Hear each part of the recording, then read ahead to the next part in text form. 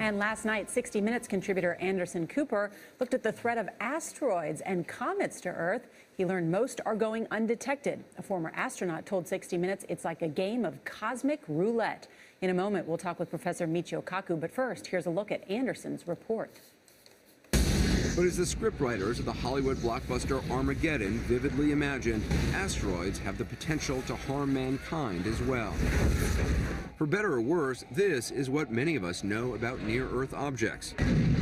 That if Bruce Willis hadn't nuked one, it would have destroyed the world.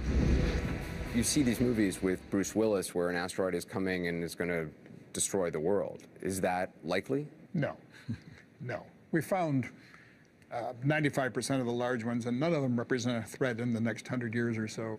What about the other 5%? We're still looking. He's talking about objects over half a mile wide that are big enough to cause global destruction. The problem is there are lots of smaller objects, over 40 yards in diameter, that are unaccounted for and potentially very dangerous. If you look at the light green dot, that's the orbit of the Earth. Ed Liu is a former astronaut who spent 6 months on the International Space Station. He showed us a computer-generated representation of our solar system. That's the sun in the center, and those green dots are 10,000 near-Earth objects astronomers have found so far. So these green dots are the asteroids that could hit the Earth. This is about the 10,000 known asteroids. Yes, these are the 10,000 known asteroids. Here's the problem. There's about a factor of 100 more. The real solar system looks like this. And we know this because we've only been able to observe a small fraction of the sky, and we know that there's about 100 times more asteroids than we've found. This is all the asteroids that are... There are about 1 million asteroids large enough to destroy a city out there. And right now we only know of what percent of those asteroids? About 1/2%.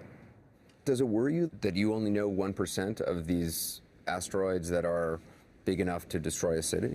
Well, most of those are really small, and the odds are that many of these would hit in a remote area or could hit in an ocean.